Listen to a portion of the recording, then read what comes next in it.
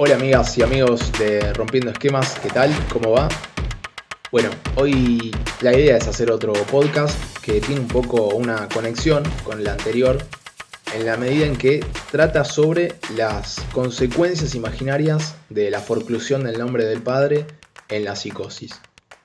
Apunta un poco a recorrer algunos aspectos generales y nucleares, o sea, centrales, del funcionamiento simbólico imaginario de la psicosis, entendida como aquella estructura donde lo que la produce como tal es la forclusión del significante del nombre del padre, y es esa forclusión, digamos, la que también divide las aguas en relación a la neurosis y en la perversión, donde sí se produce la inscripción del significante del nombre del padre, que bueno, en el podcast anterior esas dos operaciones de inscripción y de forclusión están relacionadas con términos que vienen más bien de Freud en alemán, que son la Beihachung y la Verwerfung de significantes, como las operaciones responsables de la inscripción o de la no inscripción de significantes en el aparato psíquico,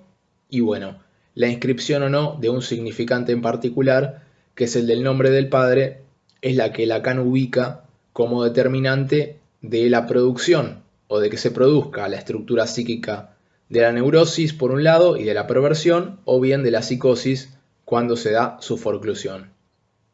Entonces, ¿qué es lo que acontece o cuáles son las consecuencias en el funcionamiento, en el modo de trabajo de la estructura de la psicosis de esta forclusión del nombre del padre?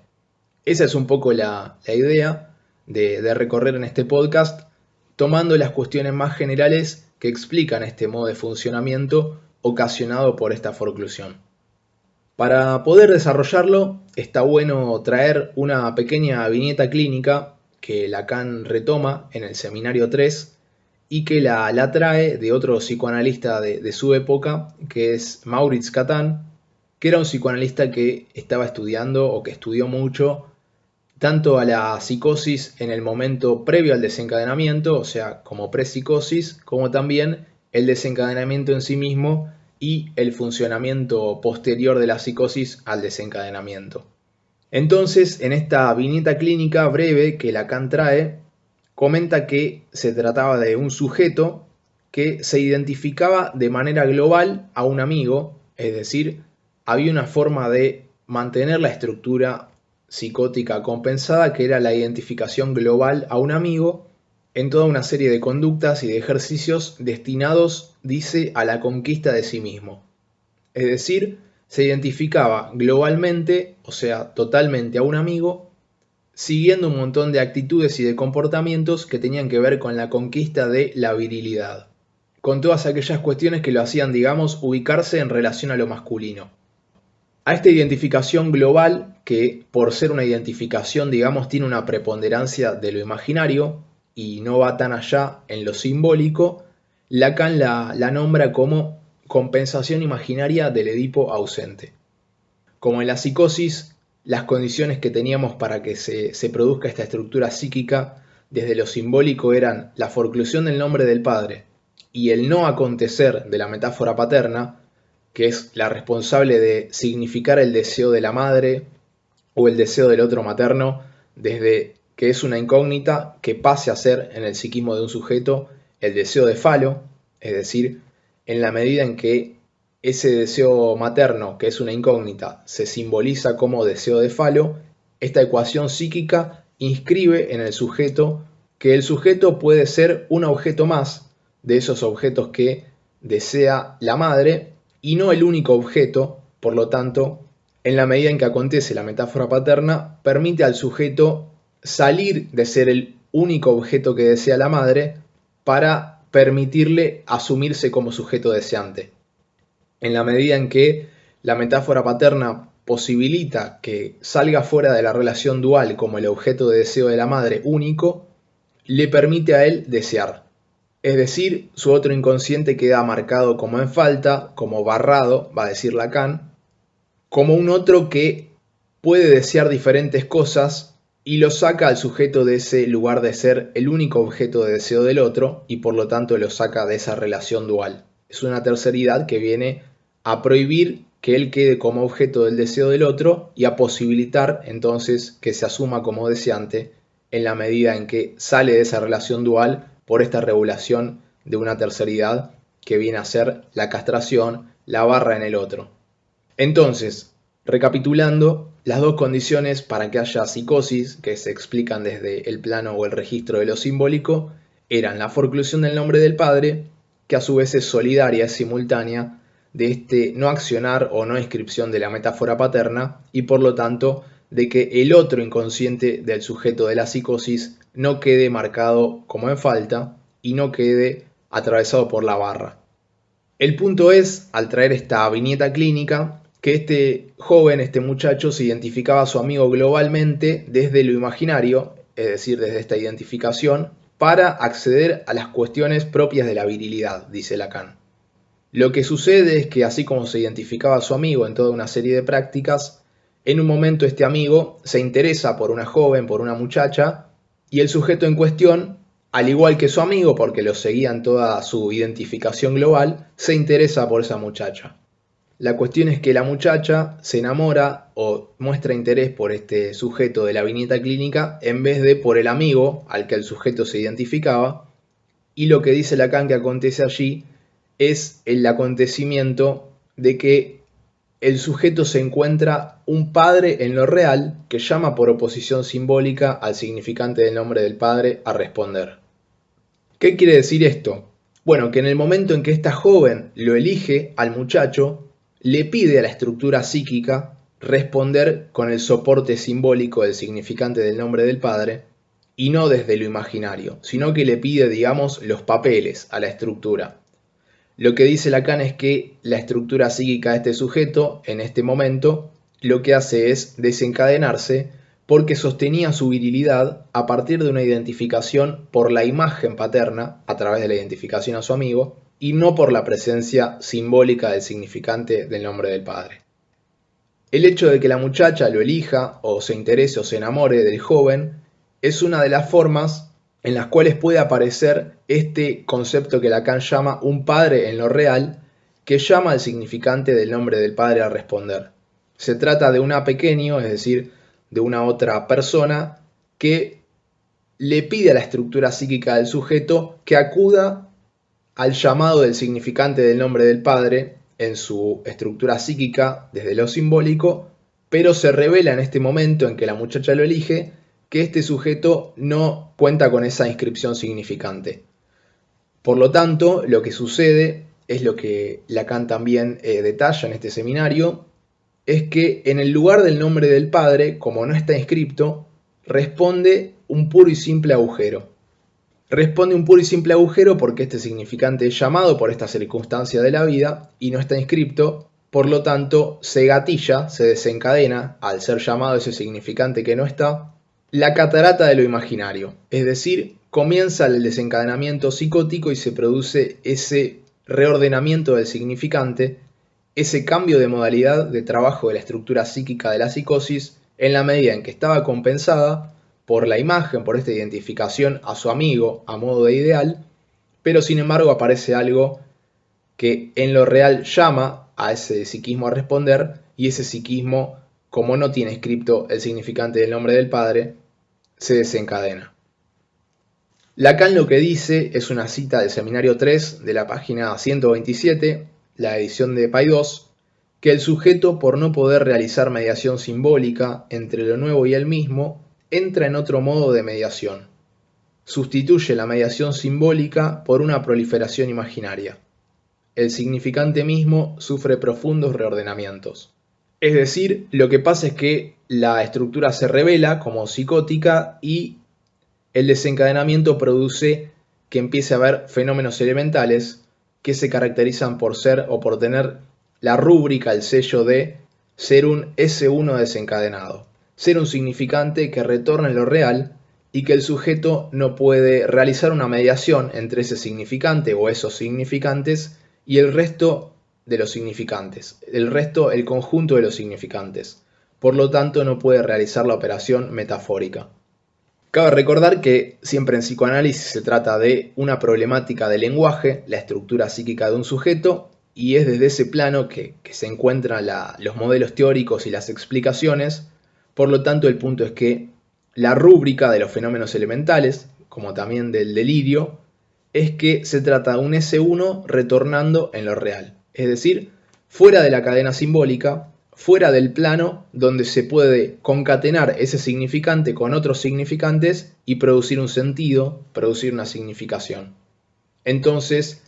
ahí aparece esta cuestión de que un S1 que retorna en lo real es un significante que está o pleno o vacío de significación y lo que termina significando es que significa. Es un significante que tiene un peso que no se puede escurrir en la medida en que no se lo puede remitir a otro significante, que es la vocación misma del lenguaje y de los significantes. Uno va hablando y en la medida en que va hablando, cuando va pronunciando palabras, resignifica lo anterior y el significante produce sentido a partir de estar concatenado con otros significantes. Esto queda imposibilitado en parte en la psicosis respecto de algunos significantes porque no pueden ser remitidos a otros significantes para hacer cadena y por lo tanto aparecen los fenómenos elementales que marcan la estructura de la psicosis en la medida en que retornan en lo real. Este retorno en lo real, dice Lacan, retomando a Freud, que decía que lo que no fue inscripto en el interior retorna en lo exterior, Lacan lo que dice es que lo que fue forcluido en lo simbólico retorna en lo real. El punto entonces de recuperar esta viñeta clínica es ilustrar y ejemplificar un poco el momento del desencadenamiento de una psicosis y cómo cambia su modo de funcionamiento, a la vez que puede verse que antes se compensaba por una identificación a modo de ideal, en este caso a un amigo, para sostener todos los comportamientos relacionados, en este caso, a la masculinidad, y cómo después del desencadenamiento, por el llamado de un padre en lo real, a responder al nombre del padre en lo simbólico, aparece esta catarata de fenómenos de lo imaginario, este reordenamiento del significante, donde el sujeto no puede realizar la mediación simbólica entre esa contingencia de la vida que le pide a su estructura responder, digamos, con los papeles, se diría capaz en el ambiente psicoanalítico, es decir, con el soporte simbólico que le permite contener esa cuestión, esa contingencia de la vida dentro de la estructura y dentro de lo simbólico. Entonces, más allá de esta viñeta clínica propia del desencadenamiento, el punto es retomar el modo de trabajo de la psicosis y la organización simbólico-imaginaria que la comanda, desde el punto en que Lacan retoma a Freud respecto de algunas cuestiones que Freud desarrolla en principio en los textos Lo inconsciente e Introducción al narcisismo, son dos textos de 1914 y 1915, 1914 Introducción al narcisismo,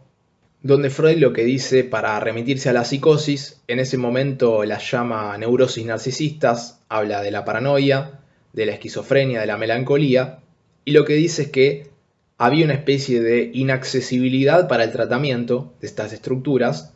porque mostraban una gran repulsa del mundo exterior, un desinterés por el tratamiento, una dificultad para la transferencia, para realizar el trabajo terapéutico, y una resignación de las investiduras de objeto. Entonces, este primer acercamiento de Freud a la psicosis, en principio plantea una especie de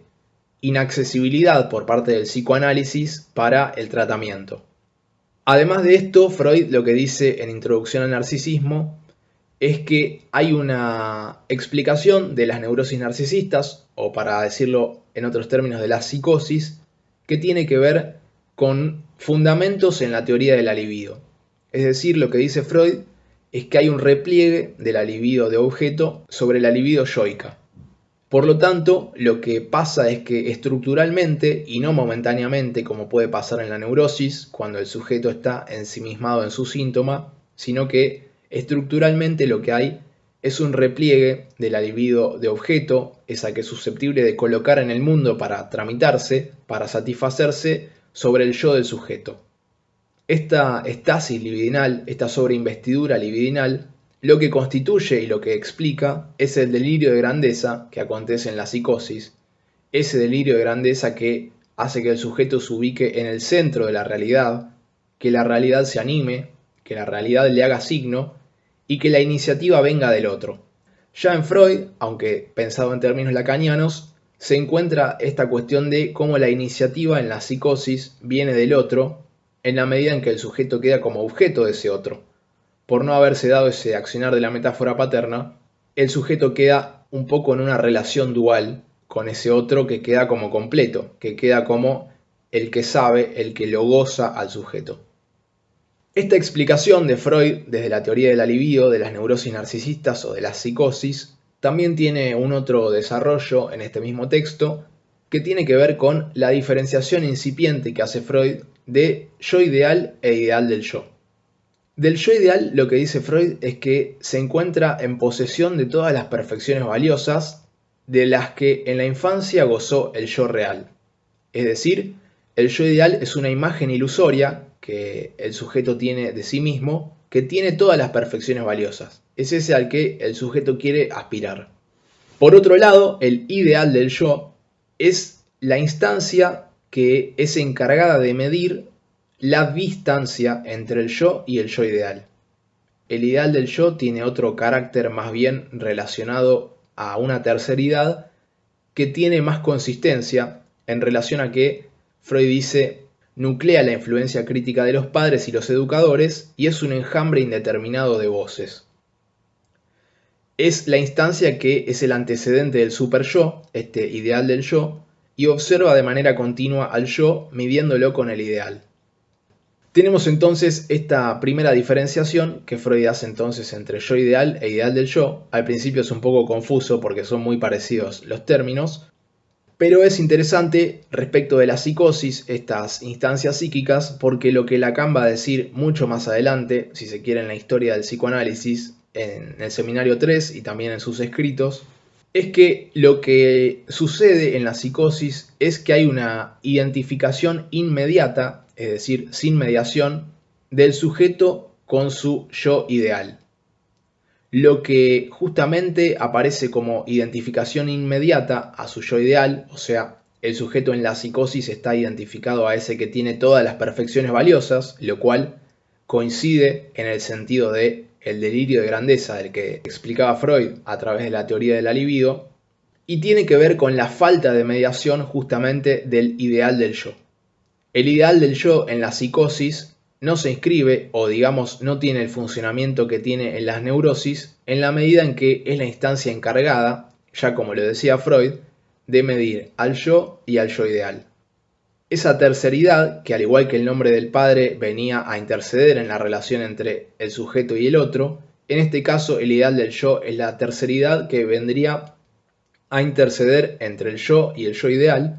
y en la psicosis, digamos, esto queda de algún modo tergiversado en el punto en que esa instancia del ideal del yo no se constituye o digamos el sujeto queda pegado e identificado a su yo ideal. Hay la falta de una mediación simbólica y una consolidación de una inmediatez de la identificación del sujeto con su ideal. Esto, dice Lacan, remite a la estructura misma del transitivismo infantil del estadio del espejo, donde aún no hay un redoble simbólico que saque al sujeto de la dualidad entre yo y el otro pequeños, es decir, entre el yo y los demás. Este retorno al momento lógico del transitivismo infantil que se da en la psicosis por cómo se estructura, justamente por esta falta del ideal del yo y esta falta de inscripción del significante del nombre del padre, lo que constituye es cierta estructura de desconocimiento de lo imaginario. El sujeto queda, digamos, en esta circularidad especular y en un constante transitivismo donde justamente, como decía antes Freud y también Lacan, retorna del exterior lo que no fue simbolizado en el interior. Aparece la proyección propia de la psicosis, que al igual que la compensación imaginaria del Edipo ausente, por ejemplo, antes del desencadenamiento, son modos de soportes del ser del psicótico para lo que le resulta inconcebible de sí mismo. Hay un traslado afuera de aquello que proviene del interior. Por eso Lacan va a retomar también a Hegel con su ley del corazón, donde el sujeto proyecta afuera la imagen invertida de su ser. Lo que dice textualmente Lacan es que el sujeto no reconoce en el desorden del mundo la manifestación misma de su ser actual, en la página 162. Esto de que proyecta fuera la imagen invertida de su ser implica que el sujeto lo que encuentra en el mundo en realidad muestra la estructura del interior de su psiquismo. Esta metáfora del interior queda más bien freudiana, porque Lacan estas cuestiones ya no queda tanto diferenciada la cuestión del interior y el exterior,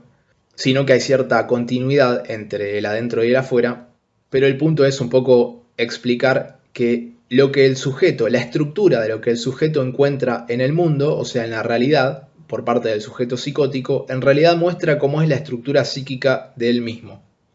Es la imagen invertida de su ser, es decir, es una proyección, en tanto lo que le resulta inconcebible, lo que desconoce como propio de sí mismo, lo proyecta afuera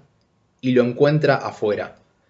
La persecución por parte de los otros o la erotomanía, por ejemplo, que son las dos formas características de la paranoia,